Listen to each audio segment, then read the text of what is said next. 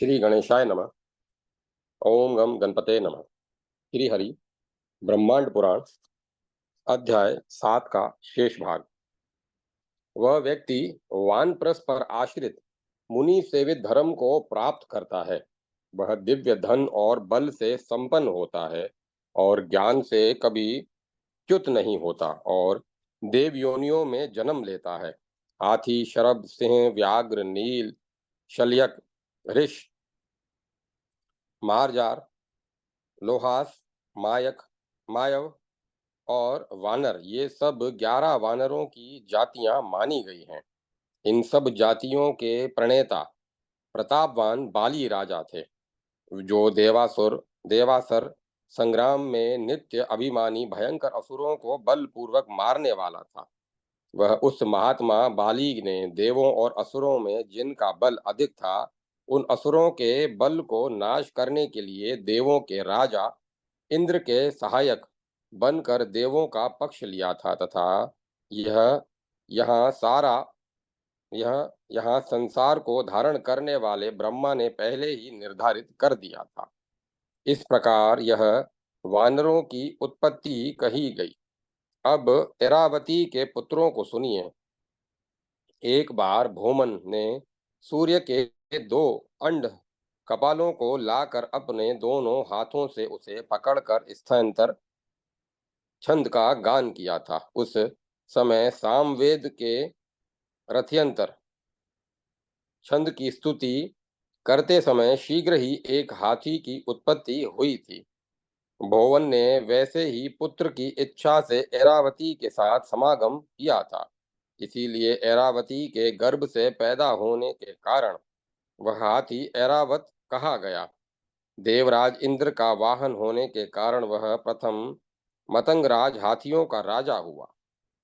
वह श्वेत बादल के समान 4 दांतों वाला बहुत अधिक श्री संपन्न गजराज है, जो अंजन के एक मूल से ही उत्पन्न 6 दांतों वाले स्वर्ण के समान कांतिमान भद्र नामक हाथी था, जो बलि को वहन करने वाला था।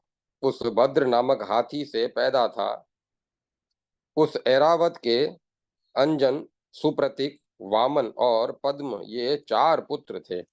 हस्तनी का नाम अभ्रमु था। श्वेत ने 4 दिग्गजों को उत्पन्न किया, जो अति शीघ्र गमन करने वाले थे। चारों पुत्रों के नाम भद्र, मृग, मंद और संकीर्ण था। इनमें संकीर्ण और अंजन ये यमराज के वाहन हैं। भद्र और सुप्रतीक जो हाथी हैं, वे जल के अधिपति वरुण के वाहन हैं। पद्म और मंद जो गौर वर्ण के हैं, एलविल कुबेर के हाथी हैं। मृग नामक श्याम वर्ण का जो हाथी है, वह अग्निदेव हाथी है। पद्मोत्तर पद्म नामक जो गज है, वह वायुदेव का वात गज नामक गज है। वह गज चतुर है और उसे अरिष्ट नाम से भी कहा जाता है, तथा उसके 8 पुत्र उत्पन्न हुए। उसके वंश में उग्र स्वभाव वाले श्वेत बाल और नाखूनों वाले पीले वर्ण के शरीर वाले मतंगज उत्पन्न हुए। अब मैं उनको तथा अन्यान्य नागों को भी क्रमशः सुना रहा हूँ। पुंडरिक नामक गज सुंदर नाम वाला और भूरे वर्ण का रथांतर नामक पुष्प के रंग के समान शोभा वाला है। उन दोनों के सुप्रतीक और प्रमर्दन नामक पुत्र हुए। इनके अतिरिक्त शूर, मोटे सिर और मोटे दांतों वाले, शुद्ध बालों और नाखूनों वाले बलवान शक्तिशाली गज हुए।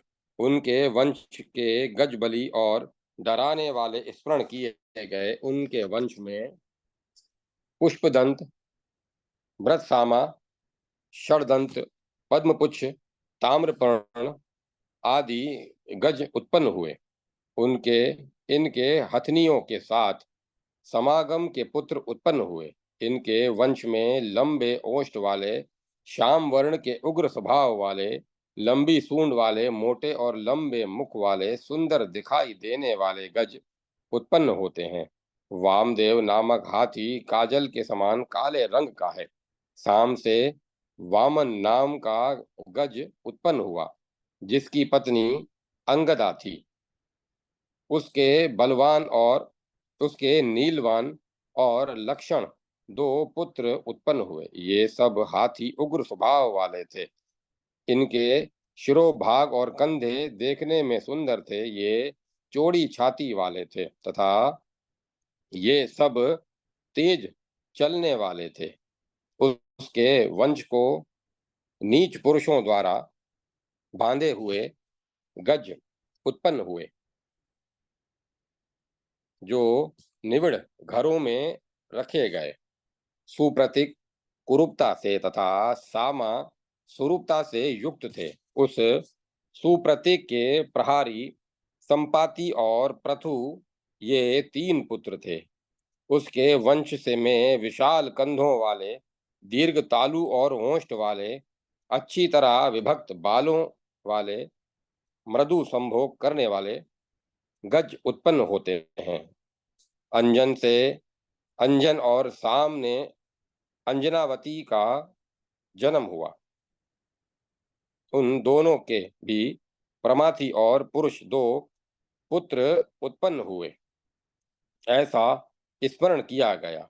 ये सब महाविभक्त सिर वाले, जल से भरे मेघ के समान सुंदर दिखाई देने वाले, सुंदर शरीर वाले, कमल की आभा के समान परिमंडल वाले, मोटे ताजे और पीले रंग के चौड़े मुख वाले उनके वंश के हुए थे। चांद्रमस शाम के कमल के समान कांति वाले कुमुद की उत्पत्ति हुई। फिर उस कुमुद से पिंगला में महापद्म और उर्मिला उर्मी माली नामक दो पुत्र पैदा हुए। उसके कुल में उत्पन्न होने वाले उनको पर्वत और मेघ के समान अच्छी बुद्धि वालों में श्रेष्ठ हाथियों के युद्ध में रुचि रखने वाले जानिए। देवासुर संग्राम में इन्हीं हाथियों को देवों ने अपनी विजय प्राप्ति के लिए रखा था और अपने कार्य में सफलता पाने के बाद उन्हें छोड़ दिया। तब वे सभी हाथी विभिन्न दिशाओं में चले गए। इनके वंश में पैदा हुए विनम्र स्वभाव वाले हाथियों को अंग, लोमपाद और सूत्रपाकार ये तीन दशाएं दी गई। दो रद दांत होने के कारण इन्हें द्विरद का नाम दिया गया। हस्त शुंड होने के कारण हस्ती, हाथी कर शुंड होने के कारण करी नाम दिया गया। वरण पूजन अर्थात उनका पूजन होने के कारण भी वारण कहा गया। इनके बड़े बड़े दांत होने के कारण दंती कहा गया। ये विशेष गर्जना करते हैं, इसीलिए इन्हें गज नाम दिया गया। कुंजों में विचरण करने के कारण इन्हें कुंजर कहा गया। न अगम्यम अस्य, इसको कुछ भी अगम्य नहीं है, इसीलिए इन्हें नाग कहा गया। नाग का अर्थ है जिसको कोई स्थान अगम्य न हो, जो सब जगह जा सके। वायु प्राण में नग विरोधात शब्द है, जिसके अनुसार पर्वत का विरोध करने के कारण हाथी को नाग कहा गया, ऐसा माना गया। मतम याति इति, जो मत होकर चलता है, इसीलिए उसे मतंग कहा गया। वा हु में मतवा गच्छति इति के अनुसार जो मानकर चलता है, इसीलिए मातंग नाम माना है। दाम्भ्या पिबती, दो से पीता है। इस निरुक्ति के अनुसार शुंड और मुख में दो से पीने के कारण हाथी को द्विप कहा गया। साम नामक हाथी से पैदा होने के कारण हाथी को सामज कहा गया। यहाँ सामगान से पैदा होने वाला भी माना जा सकता है। यह हाथी के विभिन्न नामों का निर्वचन क्रम है। इन हाथियों की जीभ के पीछे इन हाथियों के जीभ जो पीछे की ओर रहती है, जिससे बोलने की शक्ति उनमें नहीं पाई जाती, ऐसा अग्नि के शाप के कारण है। हाथियों के बल में जो इन्हें अपने बल का बोध नहीं होता तथा इनमें जो गुट मुशक्ता अंडकोशों को छिपा अंडकोशों का छिपा होना पाया जाता है, ये दोनों ही हाथियों में देवों के शाप से उत्पन्न दोष है। देवता, दानव, गंधर्व, पिशाच, सर्प तथा राक्षस, ये सब जिन कन्याओं में पैदा हुए, उन्हीं में दिग्गजों के संयोग से हाथियों की उत्पत्ति हुई, जिससे वे विपुल पराक्रमी हुए। इस प्रकार इन हाथियों की ऐश्वर्य कथा और उत्पत्ति कथा तथा नाम निर्वचन कथा यही है। उत्कल उड़ीसा प्रांत के पश्चिमी छोर से लेकर कावेरी नदी से पश्चिम एक सूत के पुत्र वामन नामक हाथी का जंगल है। लोहित्य ब्रह्मपुत्र नदी के दूसरे छोर में से पश्चिम सिंधु नदी के पश्चिम पर्वत के पास में पद्म नामक हाथियों के वंशजों का जंगल है। हे प्रभु, भूति ने बहुत कुछ मोटे, कुछ बहुत पतले, कुछ लंबे, कुछ बोने, कुछ बहुत ही छोटे, कुछ समान आकार वाले, कुछ लंबे कान वाले, कुछ लंबे होठों वाले, कुछ लंबी जीवा वाले, कुछ पतले पेट वाले, कुछ एक नेत्र वाले कुरूप, कुछ लंबे चूतड़ वाले, कुछ मोटे पिड़ाकार पेट वाले, कुछ रंग के काले, कुछ गोरे और कुछ पीले तथा कुछ लाल मुंह वाले रुद्र के अनुचरों को पैदा किया। वे रुद्र के अनुचर कुछ गहरे पीले वर्ण के, कुछ चितकबरे तथा धुएं के रंग के समान धुएं के रंग के तथा कुछ हल्के पीले रंग के थे। ये सभी भूतगण दारुण राक्षसों के समान उग्र स्वभाव वाले थे। इनमें से कोई मुंज जैसे बालों वाला था, तो कोई खड़े रोम वाला था, तथा कोई सर्प का यज्ञोपवीत धारण करने वाला था। इनमें कुछ बहुत सिर वाले, कुछ बिना पैरों वाले, कुछ एक सिर वाले, कुछ बिना सिर वाले, कुछ उग्र स्वभाव वाले, कुछ अत्यंत विकट स्वभाव वाले थे। जो कुछ तो कुछ दो जीवा वाले थे। इनमें कुछ मुड़े सिर वाले थे, कुछ जटाओं वाले थे, कुछ झुकी हुई कमर वाले थे, कुछ टेढ़े मेढ़े शरीर वाले थे तथा कुछ बौने थे। ये सब के सब सरोवर, समुद्र और नदी तट पर निवास करते थे।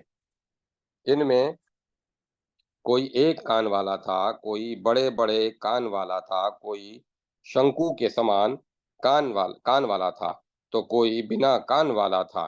कुछ कुछ दांतों वाले थे, तो कुछ दंत विहीन था।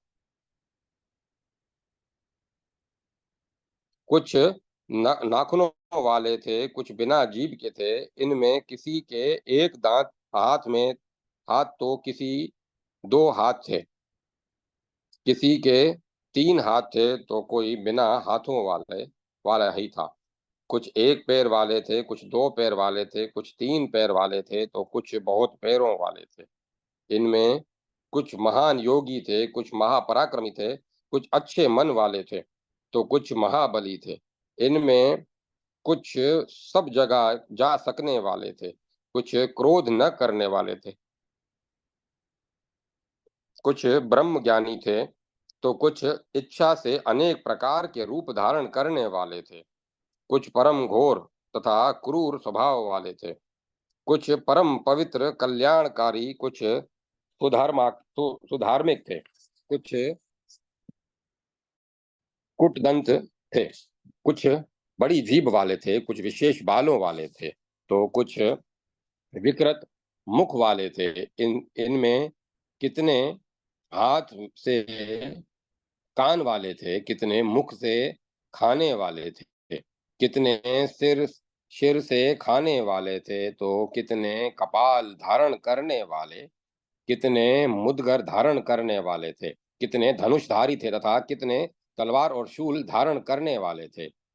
उनमें से कुछ दिशाओं को ही वस्त्र मानने वाले थे, अर्थात नंगे बदन थे। कुछ रंग बिरंगे वस्त्र धारण करने वाले थे, कुछ विचित्र माला और सुगंधित लेप आदि किए हुए थे।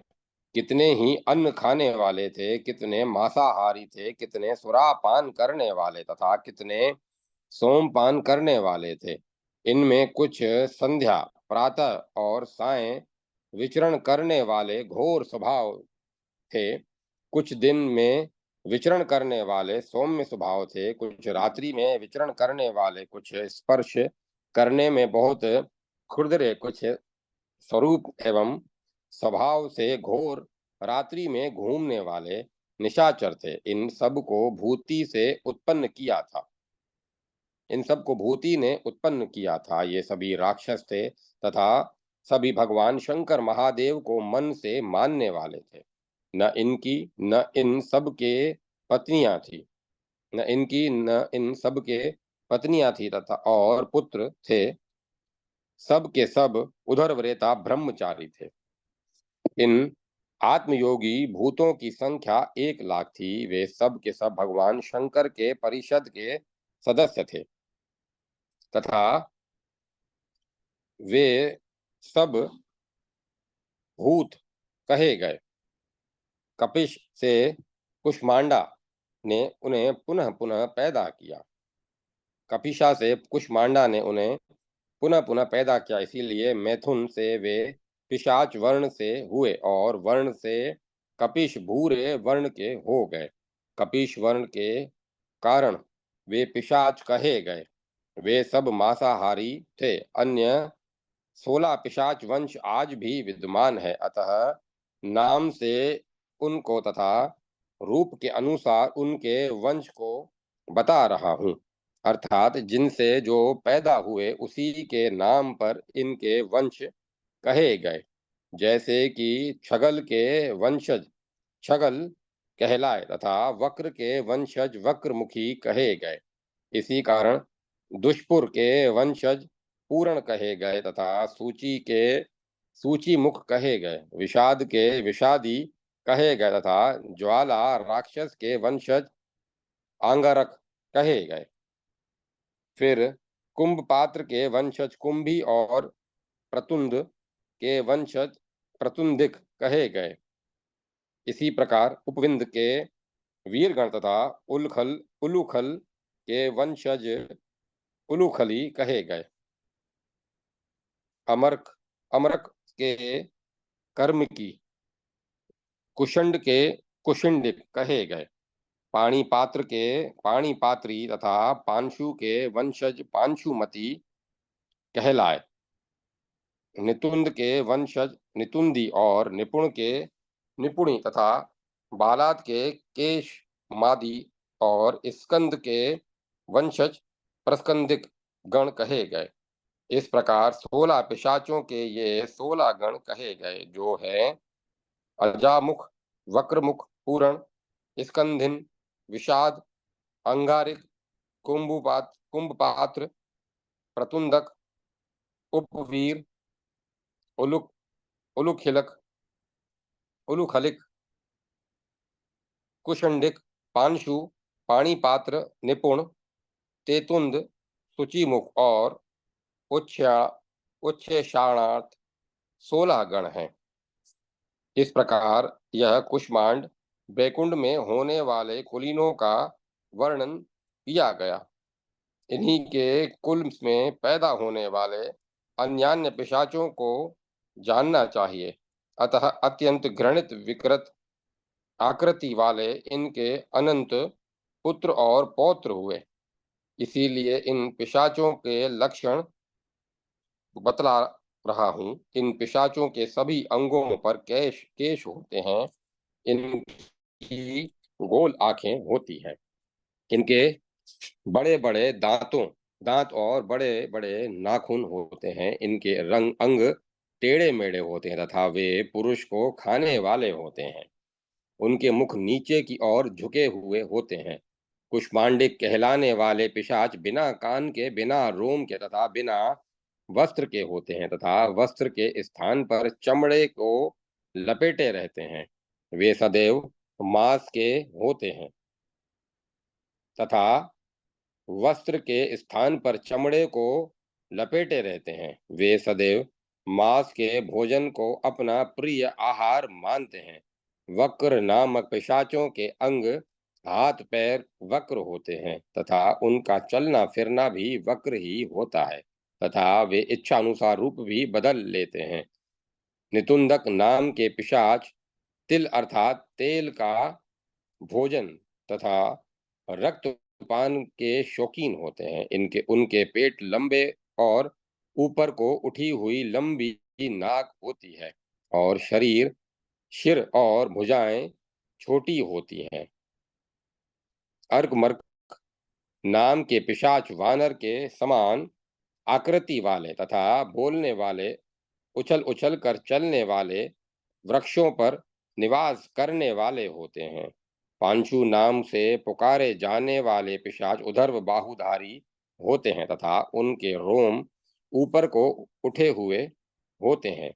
उनके घर भी ऊपर ही होते हैं अर्थात पेड़ अथवा ऊंचे स्थान पर निवास करते हैं तथा अपने शरीर से धूल गिराते रहते हैं। उपवीर नाम के पिशाच अपनी भ्रमरी के समान सूखे हुए शूल युक्त चीर धारण करने वाले तथा शमशान में रहने वाले होते हैं। उलूखल नाम के पिशाच निश्चल आंखों वाले, लंबी जीभ वाले, होंठ चाटने वाले, उलूखल आभरण वाले और शरीर रत्न की धारों वाले होते हैं। पाणी पात्र नाम के पिशाच वे होते हैं जो बचे हुए बलि का भोजन करते हैं तथा जो हाथी, ऊंट की तरह मोटे सिर वाले और झुकी हुई और उठी हुई पिंडलियों वाले होते हैं। कुंभपात्र नाम के पिशाचगण वे हैं जो बिना देखे हुए अन्न को भोजन करते हैं तथा बहुत सूक्ष्म आकृति वाले, शरीर पर रोमवली वाले तथा कहीं दिखाई देने वाले और कहीं न दिखाई देने वाले होते हैं। निपुण नामक पिशाचगण इस लोक में अकेले होने पर मनुष्यों के बीच आ जाते हैं, जिनके मुख कान तक फैले हुए होते हैं तथा उन्हीं उनकी भौहें लंबी और नामक मोटी होती है। पूर्ण नामक पिशाच शून्य भवनों, खंडरों में रहते हैं। उनके शरीर मोटे तथा हाथ पैर बहुत छोटे और उनकी निगाह भूमि की ओर होती है। ये बालाद पिशाच गण सदा बालकों का भक्षण करते हैं तथा सर्वदा सुति का ग्रहों का सेवन करते हैं। उनके हाथ पैर पीछे की ओर होते हैं तथा वायु के समान तेज चलने वाले होते हैं। निषादक नाम के पिशाचगण संग्राम में रुधिर पीने वाले, नंगे रहने वाले, बिना घर वाले, लंबे शेफ वाले तथा पिंडाकार होते हैं। स्कंदी नामक पिशाच वे होते हैं जो सदैव दूसरों का जूठन खाते हैं। इस प्रकार ये 16 पिशाचों की जातियों का वर्णन किया गया। इस प्रकार अपनी प्रजाओं में विभिन्न आकृति एवं गुण दोष वाले इन पिशाचों को अल्प बुद्धि युक्त एवं दीन अवस्था में देख ब्रह्मा ने अनुग्रह पूर्वक अंतर्ध्यान होने और इच्छा अनुसार विविध रूप धारण करने का वरदान दिया। जो घर टूटे फूटे होते हैं, जिनमें लोग नहीं रहते, जिनमें कम जल होता है अथवा जो ध्वस्त हो जाते हैं, जिनमें अनाचार किया जाता है, जो घर बिना सजे हुए, बिना लिपे पुते हुए और संस्कारों से वर्जित होते हैं, उनमें इनका निवास होता है। इसके अलावा राजमार्ग, सड़क, गलियां, चबूतरे, चौराहों में इनका निवास होता है। इसके अलावा द्वार देश निकलने और घूमने के स्थानों में रास्तों, तीर्थों, चैत्य वृक्षों, महामार्गों, शमशान मार्गों तथा इन सभी विनिष्ट स्थानों पर पिशाचगण निवास करते हैं। जो अधार्मिक लोग हैं, जो वर्ण और आश्रमों में परस्पर मिले हुए अर्थात जो वर्ण संकर हैं, कारीगरी या शिल्प कर्म करने वाले हैं, देवताओं ने उनको ही इन पिशाचों की आजीविका बनाया है।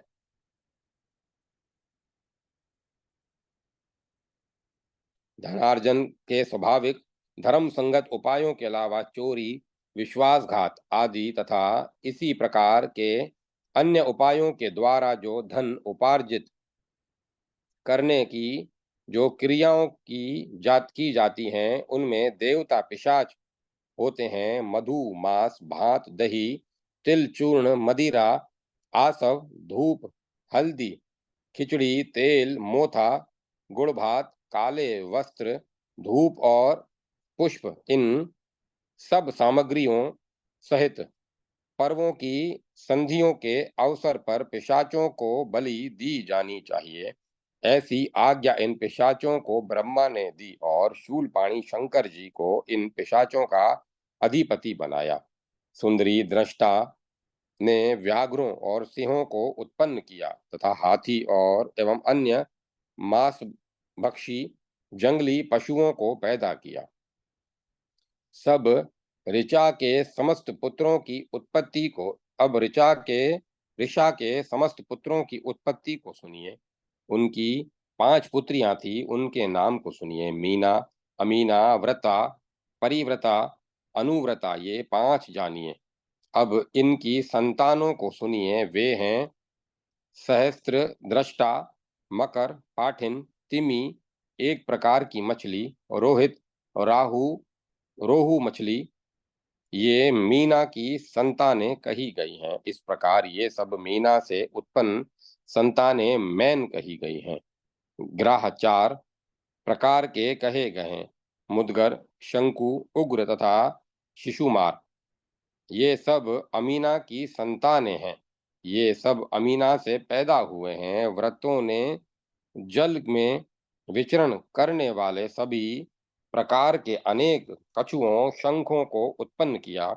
अनुव्रता ने मेंढक जाति के अनेक प्रकार के जीवों को पैदा किया तथा एणे हिरण में पैदा होने वाले शाम्भुक, घोंगा की सभी जातियों को उत्पन्न किया तथा परिव्रता ने शुक्ति, सुतही, वराटिका, कौड़ी तथा शंख आदि बनाने वाली जाति के जीवों को पैदा किया। इसके सिवाय कालकूट और जलों का जोंक की सभी जातियों को भी उसने उत्पन्न किया। इस प्रकार यह कश्यप पत्नी ऋषा के वंश का वर्णन किया गया, जिसकी उपर्युक्त 5 शाखाएं कही गई हैं। कुछ बिना कारण के उत्पन्न होने वाली जातियों का वंश विस्तार बहुत ही विशाल है, जो बिना कारण अर्थात अनियोजित होते हैं, जो पसीने आदि विकारों से ही पैदा हो जाते हैं तथा वे सभी स्वधज मनुष्य के शरीर के पसीने से पैदा हो जाते हैं। स्वेद और मल से पैदा होने वाले जंतुगण उष्णा नाम से प्रसिद्ध हैं। ये सब सिर के बालों तथा पसीने से वस्त्रों में पैदा होने वाले जंतु युका, जूही, डिंगर नाम से पुकारे जाते हैं। इन अनेक प्रकार के चींटी आदि गण, बहुत पैरों वाले कीड़े, गिंजाई जो पंक्ति बनाकर चलते हैं तथा शंख और मोती आदि रत्नों को बनाने वाले जंतु, किलक, अवरक, ये सभी जंतु पृथ्वी के पसीने से पैदा होने वाले जंतु हैं, जो घाम से गर्म हुई पृथ्वी पर वर्षा होने पर स्वतः पैदा हो जाते हैं। बहुत से जंतु पशुओं के शरीरों से पैदा होने वाले हैं। वे हैं मक्खियाँ, पिच्छल, वाम, पिपल, डांस तथा तितर पुतिका, किलीले, नील और अचत्र मल से पैदा होने वाले जंतु हैं आदि। इनकी संख्या बहुत है। ये सभी उपर्युक्त जंतु जल से उत्पन्न होने वाले और पसीने से पैदा होते हैं। घास में जल से पैदा होने वाले जंतु हैं जो नलद, बहुपादक, सिंहल, रोमल, पिच्छल आदि नामों से पुकारे जाते हैं। इस प्रकार ये सब जल और पसीने से पैदा होने वाले जंतुगण बताए गए तथा बहुत और कुछ उड़द और मूंग से पैदा होने वाले भी कीटगण होते हैं। कुछ वेल आदि सुपारी के फलों से पैदा होने वाले जंतुगण होते हैं तथा कुछ मूंग, कटहल तथा चावलों से भी पैदा होते हैं तथा कुछ जंतु वृक्षों के कोटरों, खुलाड़ों में तथा रखे हुए सामान में भी पैदा हो जाते हैं। एवं अन्य वस्तुओं जो कि बहुत समय में तक रखी रहती हैं, उनसे भी जंतु पैदा हो जाते हैं। कुछ जंतु घोड़े आदि से पैदा होते हैं। इसी प्रकार विषादी से भी पैदा होते हैं। बहुत से जंतु बहुत दिन से रखे हुए गोबर से भी पैदा हो जाते हैं।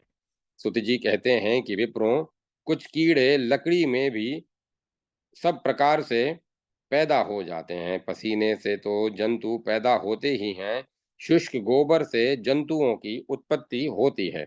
बैलों, गायों से तथा भैंसों से भी कुछ कीट गण पैदा होते हैं तथा कुछ मछली आदि से पैदा होते हैं तथा कुछ अन्नकूट, गेहूं, मक्का, जौ आदि से भी पैदा होते हैं।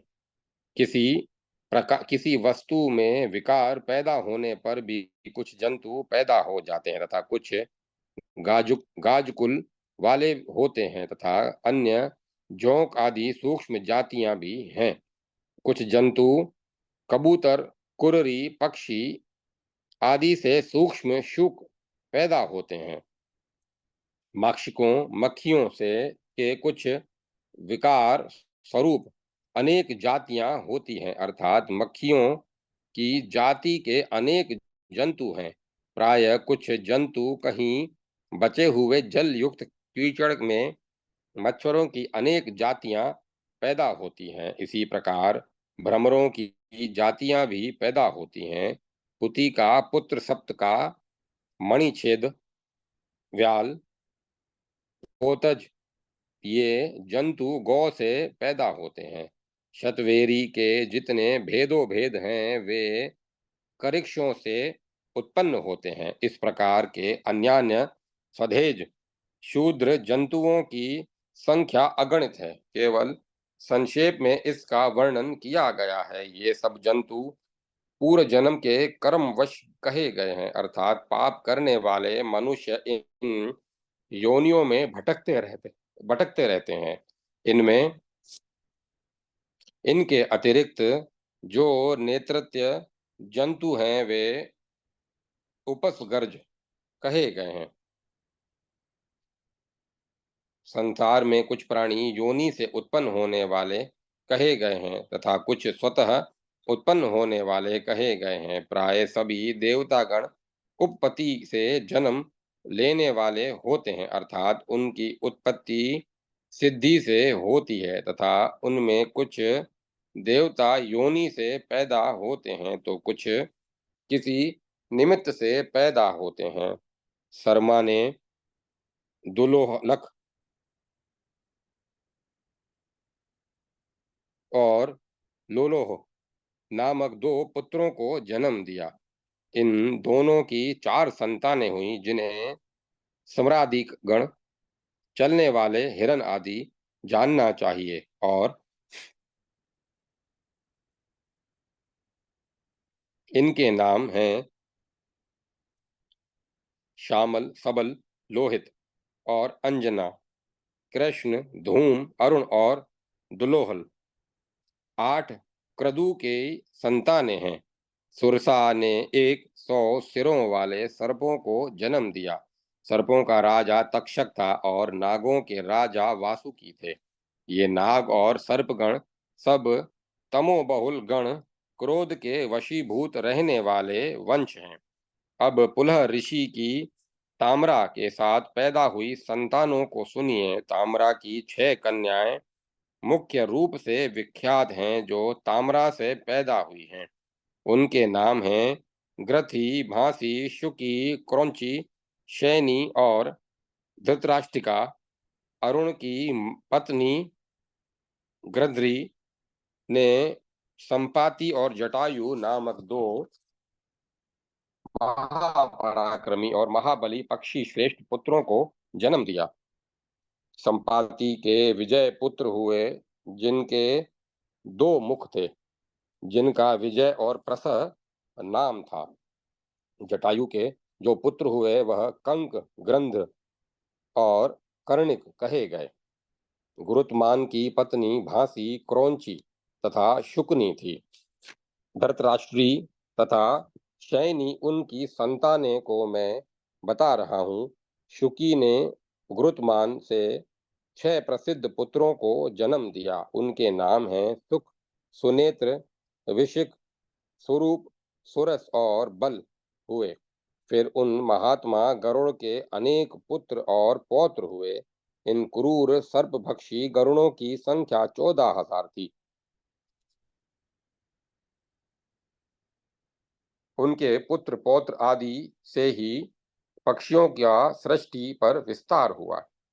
उन पक्षियों ने जिन जिन स्थानों को व्याप्त किया, उनके नाम यथाक्रम बता रहा हूँ।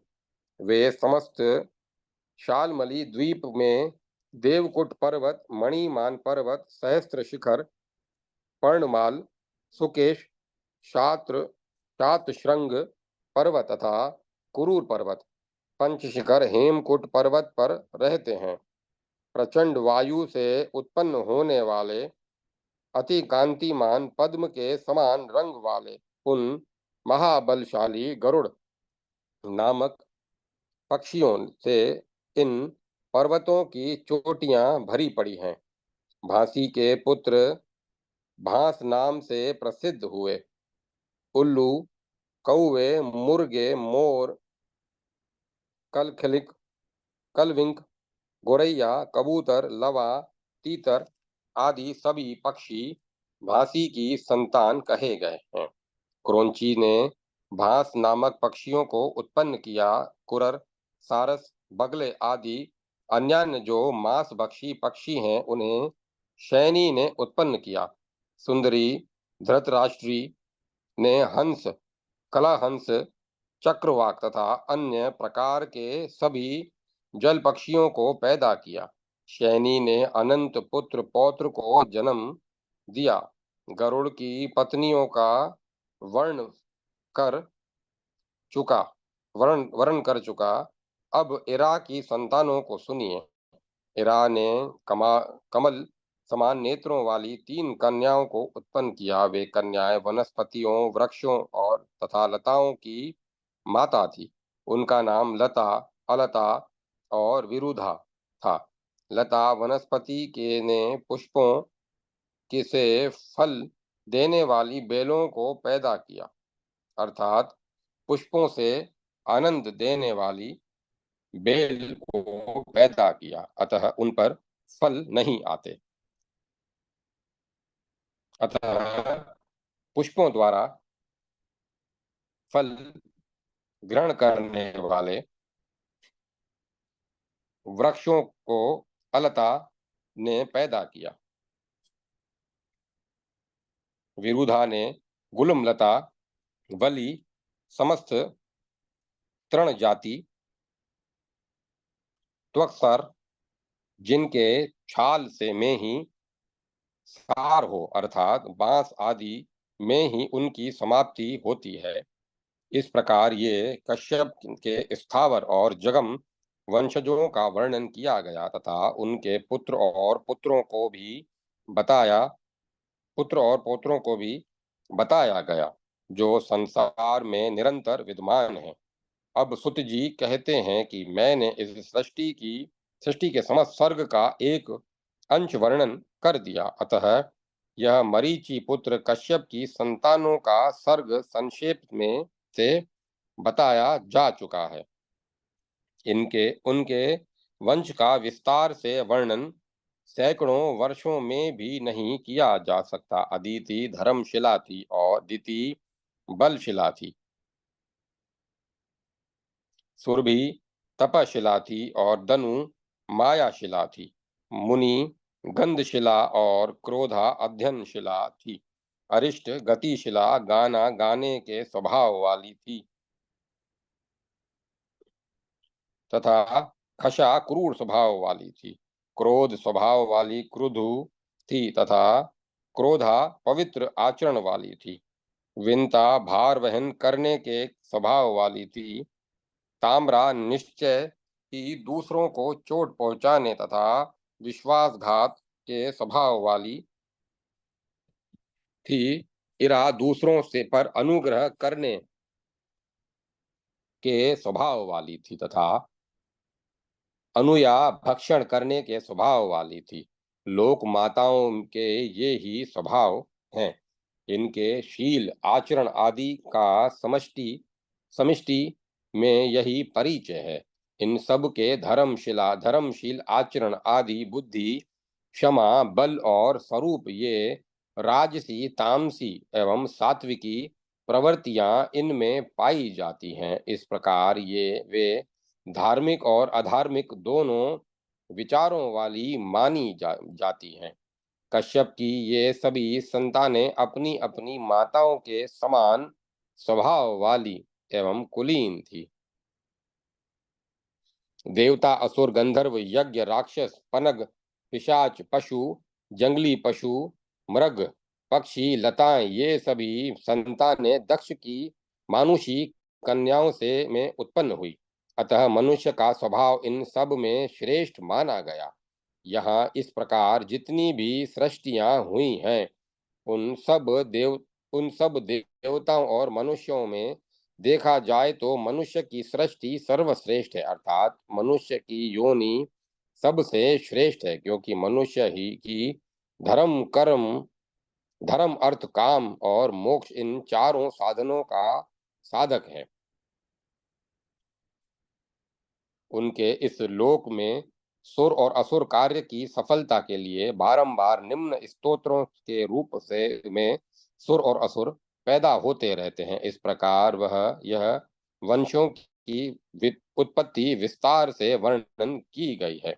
सुरों असुरों गंधर्वों अप्सराओं यक्षों राक्षसों पिशाचों पक्षियों सर्पों विहंगमों व्यालों शिखियों सभी प्रकार की औषधियों कृमि कीट पतंगों शूद्र जलचरों पशुओं ब्राह्मणों एवं श्रीमानों के पुष्पदायी लक्षण एवं वंश विस्तार को मैं बतला चुका हूँ। उनका वर्णन है यह वर्णन आयुष्प्रद धनप्रद श्री संपन्न कल्याणदायी एवं सुख साधन प्रदान करने वाला है। इस वर्णन को लगातार सुनना चाहिए और असूया रहित होकर ग्रहण करना चाहिए। इस सृष्टि के वंश वर्णन को जो नियम से महात्माओं ब्राह्मणों और वेदों की सभा में पाठ करेगा वह संतान एवं पूर्ण धन संपत्ति का प्राप्त करके परलोक में सुंदर गति को प्राप्त करेगा। इस प्रकार श्री ब्रह्मांड पुराण वायु प्रोक्त मध्य भाग तृतीय उपोद घात पाद 7वां अध्याय कश्यपे वर्णन संपन्न हुआ। जय माता सरस्वती। जय मां सरस्वती। जय माता सरस्वती। जय मां सरस्वती।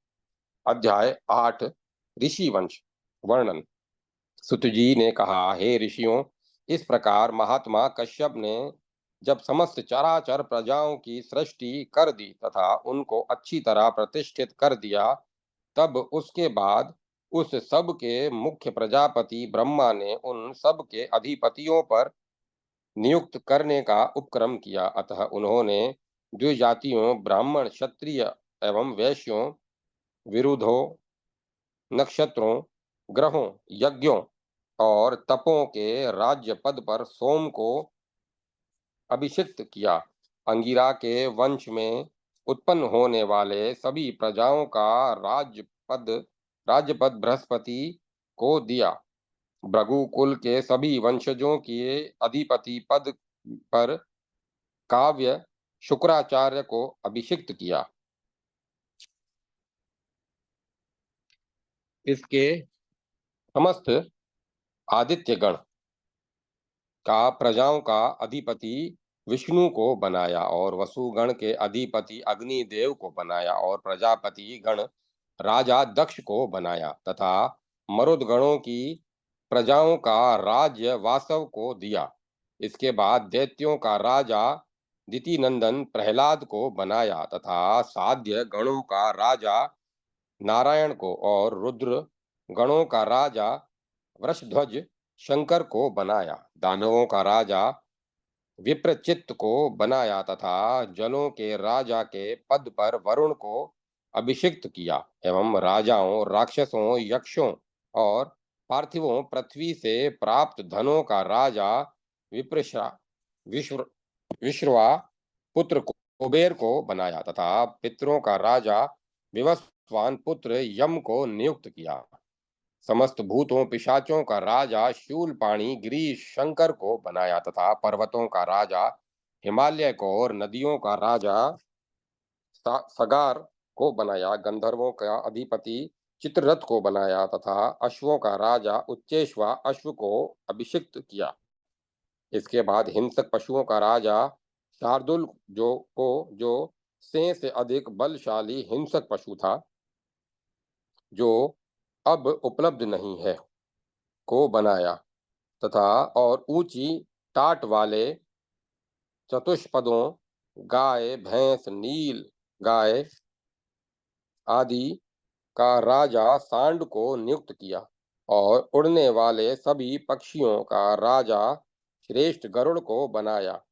अशरीरी भूतों गंधों और समकाल बल वाले बलवान मरुतों का राजा श्रेष्ठ वायु को बनाया। सभी विषदंतधारी सर्पों का स्वामी शेष को और नागों का राजा वासुकी को बनाया। सब जमीन पर सरकने वाली सर्पादि बिच्छू कांतर आदि पनगों का राजा तक्षक को बनाया। समुद्र नदियों वर्षा करने वाले मेघों आदित्यों का अंतिम राजा पर्जन्य को अभिषिक्त किया। सभी अप्सराओं का स्वामी कामदेव को बनाया। ऋतुओं मासों तथा आर्तवों पक्षों विपक्षों मुहूर्तों और पर्वों तथा कला काष्ठ को भी समय को बताने वाले हैं एवं अयन उत्तरायण एवं दक्षिणायन गति घोतक को और गणित के योग का स्वामी संवत्सर को नियुक्त किया अर्थात ज्योतिष विद्या का अध्यक्ष संवत्सर को बनाया। दक्षिण दिशा में प्रजापति करदम के पुत्र शंखपद को राजा बनाया। प्रजापति विरज के पुत्र सुधनवा को पूर्व दिशा का राजा बनाया। पश्चिम दिशा में रज के पुत्र महात्मा केतुमान अच्युत को राजा बनाया तथा उत्तर दिशा में प्रजापति पर्जन्य के दुर्दश पुत्र हिरण्यरोमा को राजपद पर अभिषिक्त किया। मनुष्यों का अधिपति सूर्य पुत्र वेवस्वत मनु को बनाया। आज भी ये सब अधिपति गण अपने अपने प्रदेशों में उन सातों से समन्वित पृथ्वी का पालन करते हैं। प्राचीन काल में स्वयंभू मनवंतर में ब्रह्मा जी ने उन्हें उन पदों पर अभिषिक्त किया। तदनुसार प्रत्येक मनवंतर में उसी प्रकार वे ही मनु अपने अपने पद पर अभिषिक्त होते हैं। बीते हुए मनवंतरों में कितने राजा लोग बीत चुके हैं। इसी प्रकार फिर मनवंतर के आने पर फिर अन्य अभिषिक्त किए जाएंगे। भूत और एवं भविष्य के मनवंतरों में के जो राजा लोग बताए गए हैं, वे सभी मनवंतरों के अधीश्वर कहे गए हैं। इन अधिपतियों द्वारा ही राजस्व यज्ञ नरश्रेष्ठ महाराजा पृथु को अभिषिक्त किया गया था। उन प्रतापवान महाराजा पृथु ने वेद विहित विधि से प्रजा की संतानों को पैदा करने के लिए इन पुत्रों को पैदा करके फिर उसके बाद प्रजापति सबके स्वामी महाभाग कश्यप जी ने गोत्र बनाने की कामना से घोर तप किया। मेरे गोत्र करने वाले दो पुत्र होवें, यह विचार करते हुए उन ध्यान करने वाले महात्मा कश्यप के दो महान पराक्रमी ब्राह्मण वंश वाले ब्रह्मज्ञानी वत्सार और असित पुत्र पैदा हुए। वत्सार ने निर्धुव और रेभ्य नामक महान यशस्वी पुत्रों को पैदा किया। रेभ्य के पुत्रों को रेभ्य जाना गया। अब निर्धुव के वंशजों को सुनिए। च्यवन की पत्नी सुकन्या में सुमेधा उत्पन्न हुई, जो सुमेधा निर्धुव की पत्नी थी तथा कुंडपाइयों की माता थी। असित की पत्नी एक पर्णा में शांडिल्य गोत्र के श्रेष्ठ पराक्रमी ब्रह्म में निष्ठा रखने वाले श्रीमान देवल उत्पन्न हुए। इस प्रकार निर्धुव, शांडिल्य और रेभ्य के तीन काश्यप पक्ष हुए।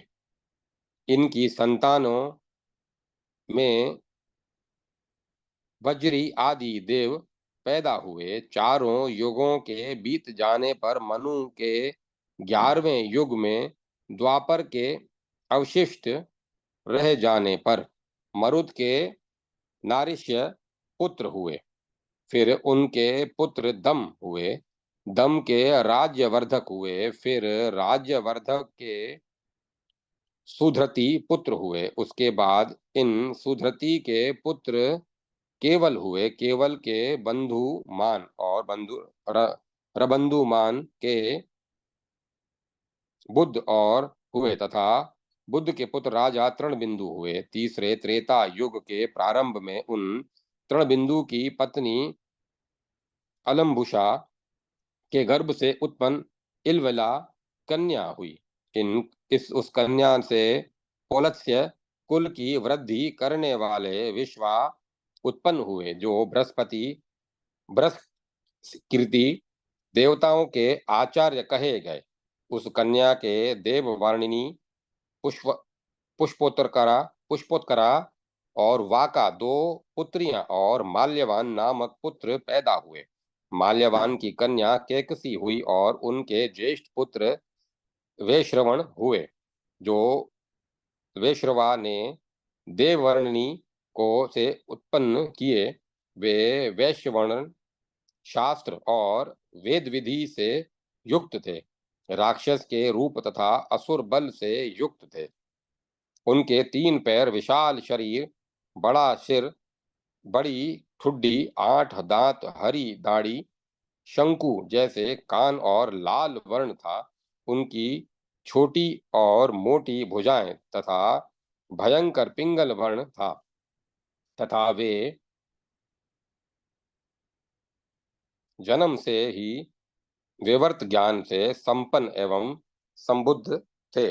पिता विश्रवा ने उन्हें देखकर यह कह दिया कि इनका नाम स्वयं ही कुबेर हो गया है, क्योंकि कु का अर्थ है बुरा और बेर शब्द का अर्थ है शरीर। अतः उनका बुरा शरीर है, इसीलिए उन्हें कुबेर कहा जाएगा।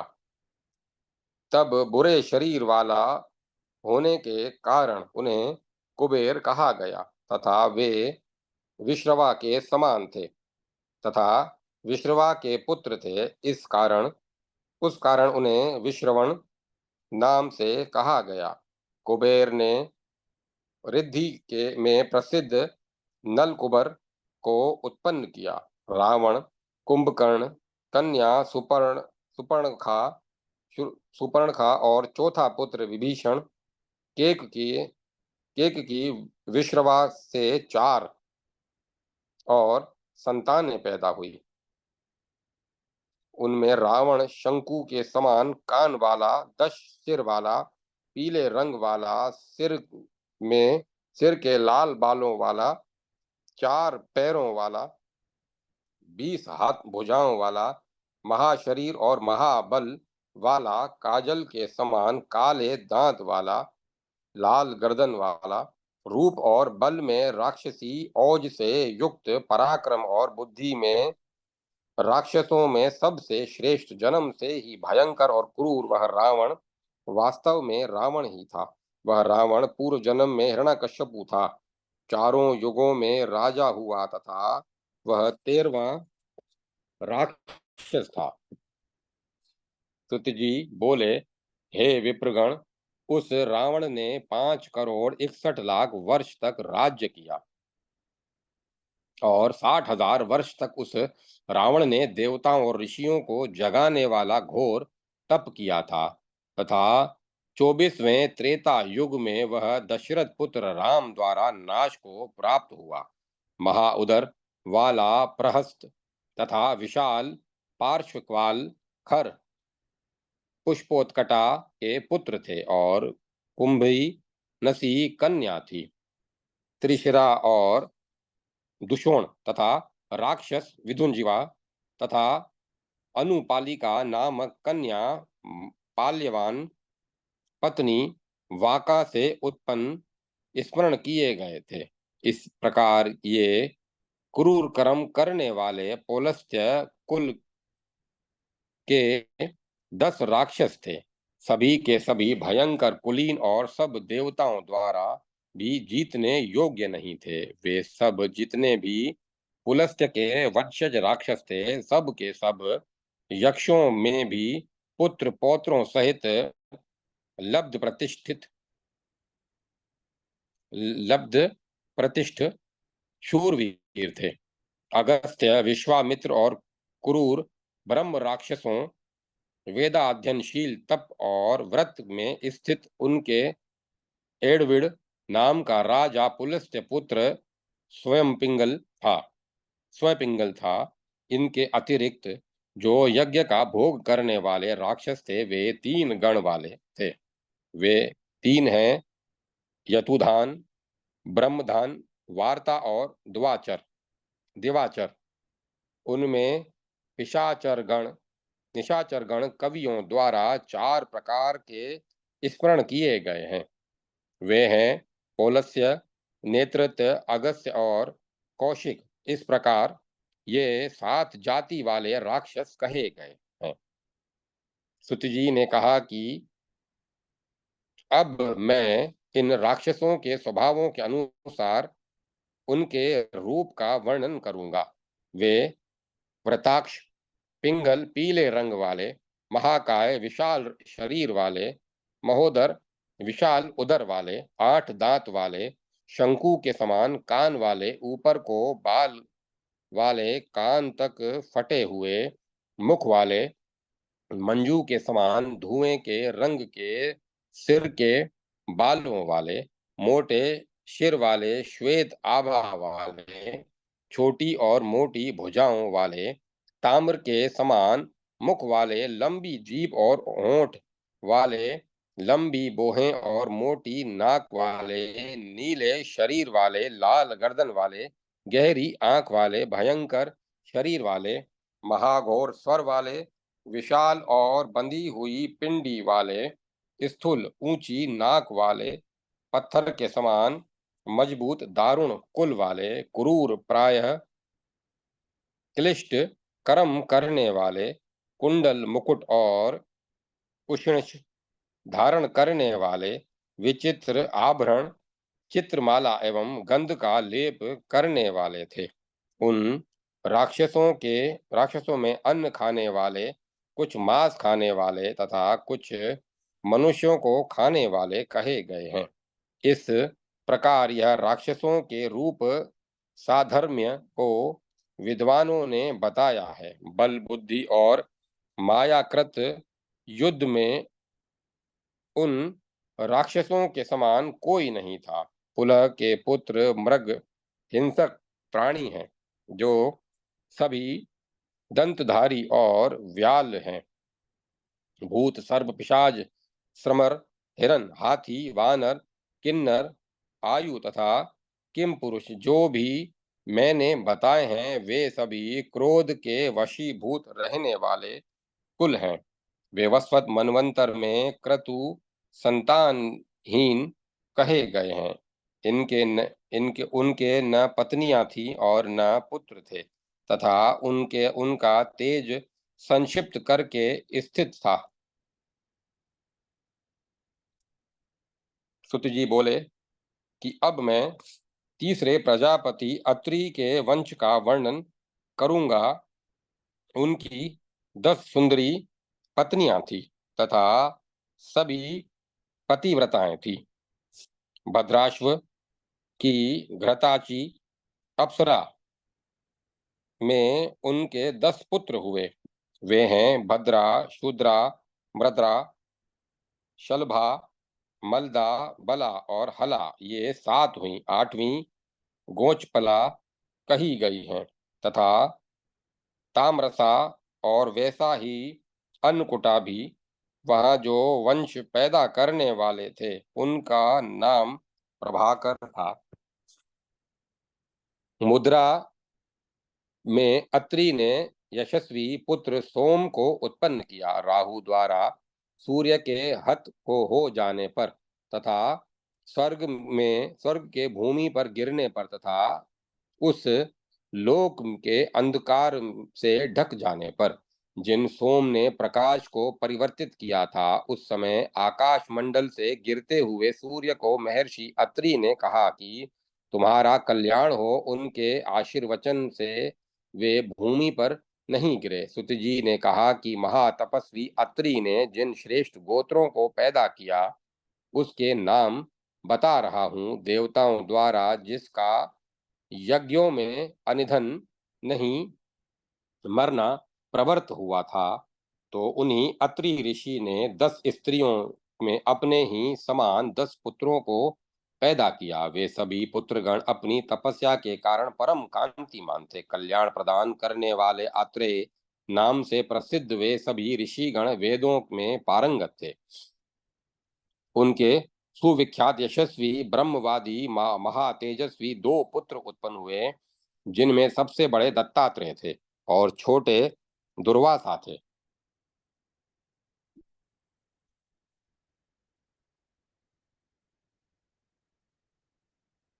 उनकी एक छोटी पुत्री अवला नाम की थी, जो ब्रह्मवादिनी थी। आज भी यहाँ पौराणिक लोग उनकी प्रशंसा में इस श्लोक का उच्चारण करते हैं कि अत्रि के महान आत्मा, शांत आत्मा और निष्कलंक पुत्र दत्तात्रेय भगवान विष्णु के स्वरूप हैं। पुराण के ज्ञाता जन यह कहते हैं, इनके उनके गोत्र में पैदा होने वाले 4 वंश पृथ्वी पर प्रसिद्धि प्राप्त कर चुके हैं। उनका नाम शावश्व, मृदुगल, मुदगल, वाग्भूत और गविष्ठिर, ये 4 महाओजस्वी हैं। अत्रि के काश्यप, नारद, पर्वत और अरुंधति, अर्थात नारद, पर्वत और अरुंधति ये कश्यप के पुत्र हैं। अब हे पंडितों, अरुंधति से पैदा होने वाले पुत्रों को सुनिए। नारद ने अरुंधति को वशिष्ठ के लिए प्रदान किया। नारद दक्ष के शाप से उदरवरेता और महातेजस्वी थे। वह इस प्रकार की प्राचीन काल में दक्ष के शाप के कारण, जब देवताओं और असुरों में विख्यात तारकामय नामक संग्राम छिड़ गया था तथा वर्षा न होने के कारण समस्त लोक ध्वस्त हो गया था और देवताओं सहित देवराज इंद्र व्याकुल हो गए थे, उस समय परम बुद्धिशाली वशिष्ठ ने अपने तप के बल से प्रजाओं की रक्षा की थी। उस समय उन्होंने अनेक फल अनेक फल मूल औषधियों को प्रवर्तित कर अपनी करुणा और औषधियों से प्रजा को जीवित रखा था। उस समय वशिष्ठ वशिष्ठ ने अरुंधति में शक्ति नामक पुत्र को पैदा किया। फिर अदृश्यंती ने शक्ति से के संयोग से पराशर को जन्म दिया। काली ने पराशर के संयोग से परम ऐश्वर्यशाली कृष्ण देवपायन को पैदा किया।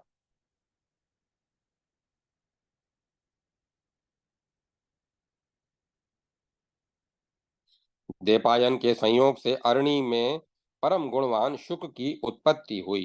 पिवर से शुकदेव ने 6 पुत्र पुत्री उत्पन्न किए हैं।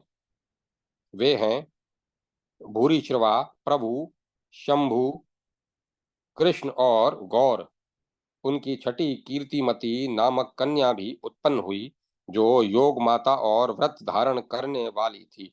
वह ब्रह्मदत्त से को पैदा करने वाली माता और अणु की पत्नी थी। उसके श्वेत, कृष्ण, गौर, श्यामल, धूम्र, कुष्माद, दारक और नील ये 8 भयंकर पुत्र थे, जो पराशर गोत्र में पैदा होने वाले महापुरुषों के गोत्र करता थे।